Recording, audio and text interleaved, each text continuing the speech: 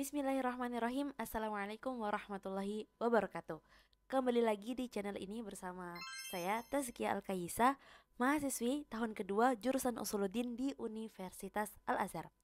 Jadi hari ini tuh tanggal 11 April 2024, yaitu kemarin pada tanggal 10 April itu barusan Hari Raya Idul Fitri di Mesir dan di Indonesia sama hari kan.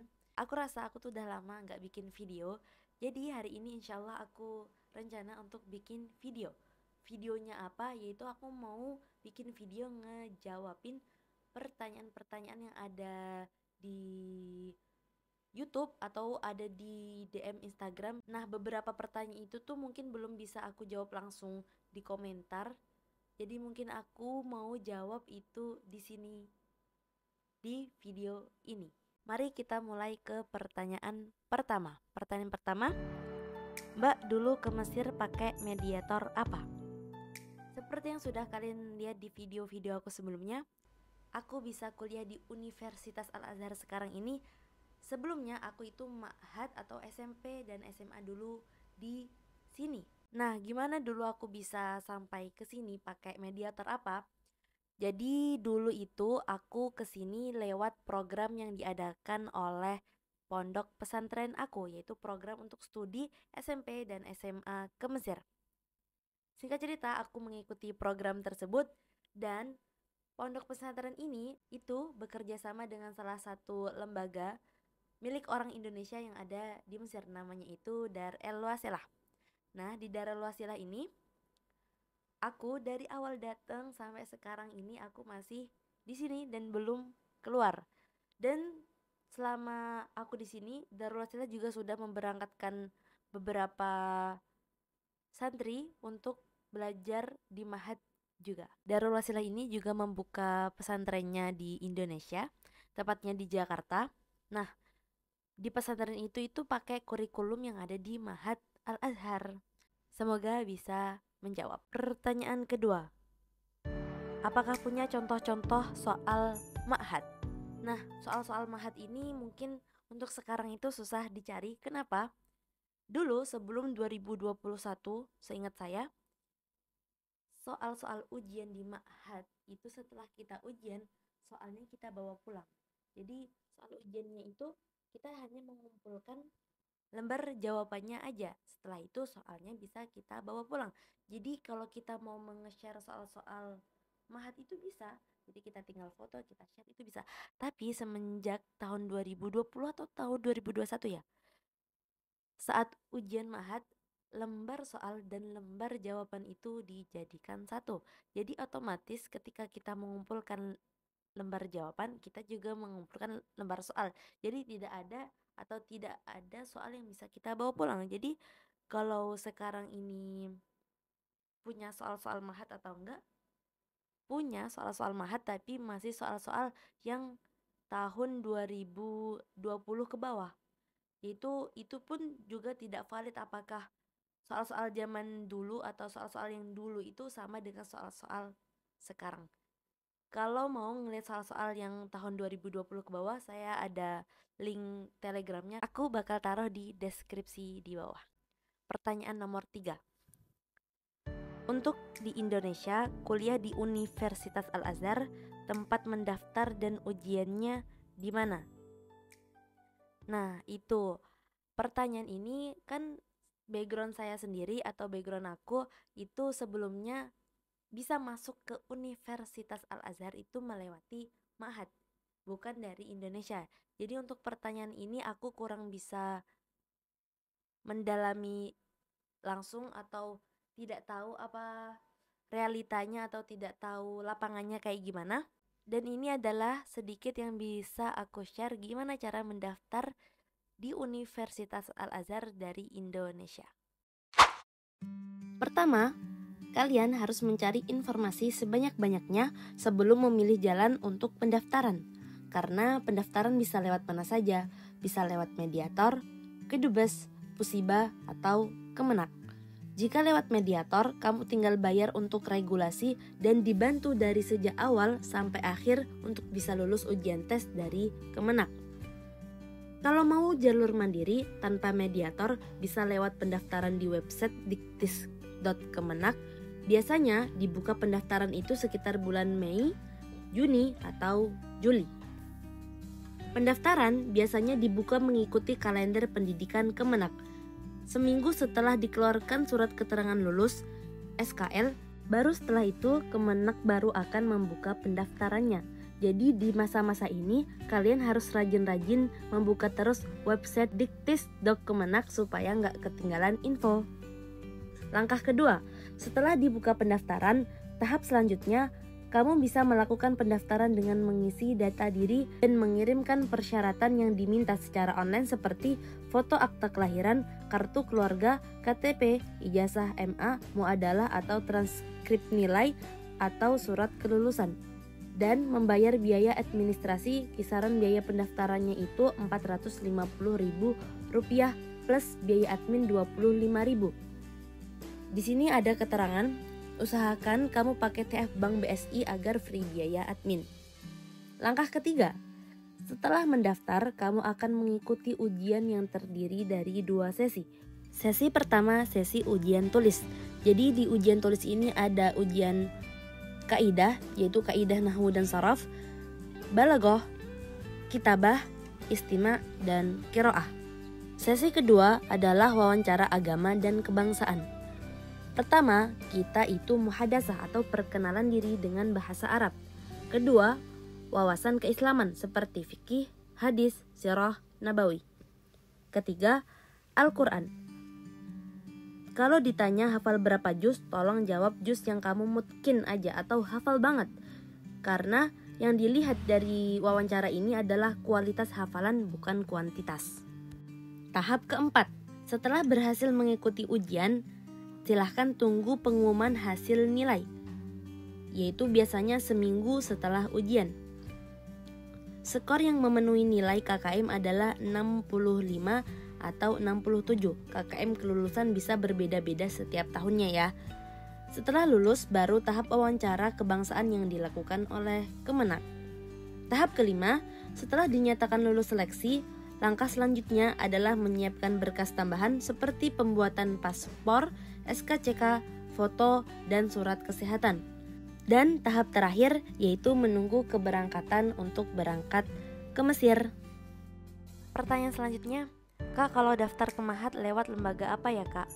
Nah, banyak sekali sekarang itu lembaga-lembaga yang berangkatin untuk ke Mahat Al-Azhar. Bukan promosi, salah satunya lembaganya adalah lembaga Darul Wasilah yang saya sekarang ini tinggal. Mungkin semoga bisa menjawab. Dan masih ada beberapa lembaga lain seperti Afwaja Center, Hello Center, Al-Mufasi, Markas Birrul Walidain, dan mediator-mediator lain yang belum aku ketahui. Kalian juga bisa ngecek mediator-mediator lain ini di akun Instagram Aslima. Aslima itu apa? Yaitu Asosiasi Lembaga Indonesia Mahat Al-Azhar. Nah, lembaga-lembaga tadi saya kurang tahu bagaimana, jadi saya tidak bisa berkomentar di sini. Untuk cross check lebih lanjut mungkin bisa menghubungi langsung ke mediatornya atau menanyakan kepada yang sudah pernah merasakan atau alumni atau udah pernah memakai mediator tersebut. Pertanyaan selanjutnya, Kak, boleh minta tips apa aja yang harus dipersiapkan untuk ujian Qabul? Mapel di IDADI apa aja, Kak? Terima kasih. Nah, ini untuk ujian Qabul, aku pernah bikin video yang menjelaskan tentang semua ujian-ujian yang ada di Mahat. Dan ini pertanyaan mapel-mapel apa yang ada di IDADI. Ini mungkin kalau dibikin video bisa jadi satu video. Pertanyaan ini mungkin belum bisa aku jawab di sini karena aku juga belum mempersiapkan jawabannya. Mungkin lain waktu aku bisa bikin video tentang apa-apa yang harus dipersiapkan di ujian Mahat dan mapel-mapel apa aja yang ada di Mahat. Kok bisa dapat tiket pesawat beasiswa? Bagaimana caranya?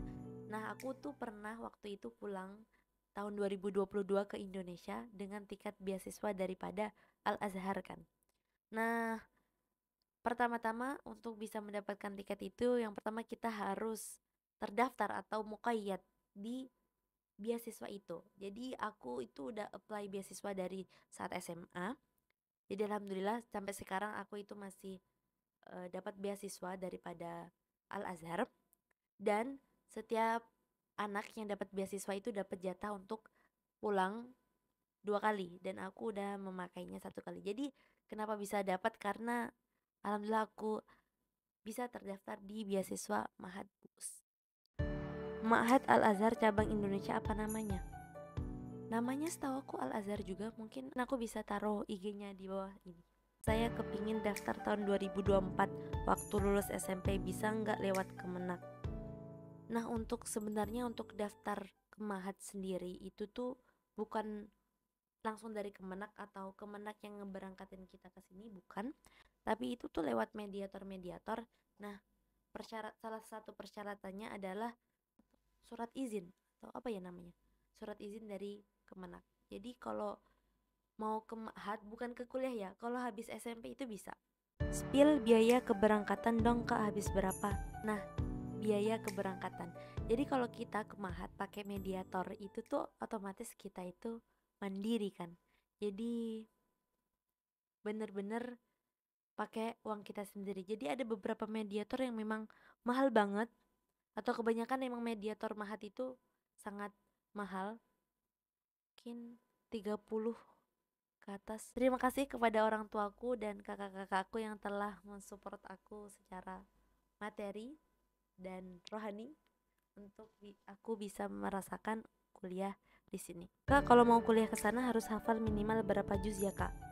Jadi untuk kuliah di sini kalau dari Indo kan harus dari tes Kemenak dulu kan. Nah, setahu aku di tes Kemenak itu minimal hafal 4 juz. Pertanyaan selanjutnya, ada batas usianya Kak untuk masuk Ma'had di sana? Nah, setahu aku untuk batas usia itu ada minimal 13 tahun, insya Allah 13 tahun atau 12 tahun. Kan kalau di Ma'had itu kayak SMP dan SMA kan ya. Jadi kayak di Indo biasa aja, kayak kalau kita masuk SMP itu kan normalnya umur 12 tahun. Nah, untuk yang terakhir ini adalah bukan pertanyaan, tapi sebuah hal yang mungkin perlu aku sampaikan di sini. Hal ini juga menjadi obrolan aku sama teman-teman aku di sini. Bahkan juga ada teman aku sendiri di sini yang mengalami hal itu. Itu adalah mendapatkan mediator yang tidak amanah.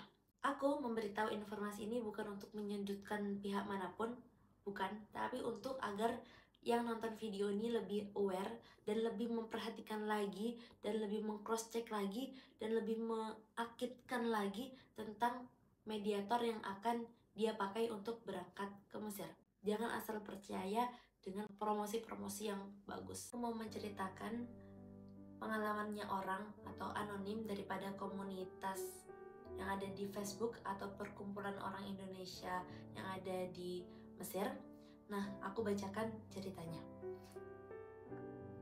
Jadi, ceritanya aku singkat saja, dia berangkat ke Mesir bersama sebuah mediator. Nah, mediatornya ini menjanjikan di Ma'had itu cuma setahun aja. Tapi ternyata ketika ke Mesir, kenyataannya tidak setahun, bahkan setahun lebih. Bahkan rata-rata orang Indonesia di sini kalau di Ma'had itu, lulus Ma'had itu memerlukan waktu 3 sampai 4 atau 5 tahun. Nah, itu adalah cerita pertama, yaitu promosinya setahun doang, tapi realitanya atau lapangannya itu tidak seperti itu. Cerita kedua, jadi cerita ini bukan cuma dialami 1-2 kali aja, tapi udah ada beberapa kali yang menjadi korban. Jadi ceritanya begini, ada 20 orang dari suatu kota di Indonesia datang ke Mesir dengan mediator yang gak jelas. Per orang diminta 50 juta. Singkat cerita, sampainya di Mesir ditelantarkan. Per bulan dimintain uang harus bayar 2 juta.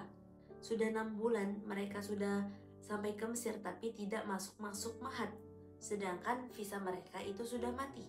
Si pemilik mediator terus meyakinkan mereka bakal bisa masuk Ma'had. Tapi ya gitu, sudah setahun tidak masuk Ma'had. Mereka jelas ditipu. Nah, untuk masuk Ma'had sendiri itu harus memakai visa aktif. Jadi kalau udah visanya mati itu ya tidak bisa untuk daftar ke Ma'had. Jadi ini adalah salah satu oknum atau oknum mediator. Untuk cerita yang kedua ini lebih serem daripada yang pertama tadi, karena dia sudah dimintain uang banyak, tapi sampainya di Mesir malah ditelantarkan. Sudah ditelantarkan, dimintain uang per bulannya segitu banyaknya, tapi bahkan tidak didaftarkan ke Ma'had, dan itu banyak atau sudah terjadi beberapa kali di sini. Jadi dari dua cerita ini benar-benar kita itu sebagai, kalau mau pakai sebuah mediator, emang harus benar-benar di cross check agar menghindari hal-hal seperti ini, kayak benar-benar ditipu, tidak amanah, atau ditelantarkan. Bahkan yang paling parah adalah tidak didaftarkan ke Ma'had. Jadi buat teman-teman atau buat para orang tua yang mau mensekolahkan anaknya ke Ma'had, harus lebih berhati-hati ya. Dan kita mungkin sudah sampai ke akhir videonya. Terima kasih sudah menonton sampai akhir. Akhirul kalam, wassalamualaikum warahmatullahi wabarakatuh. Semoga bermanfaat.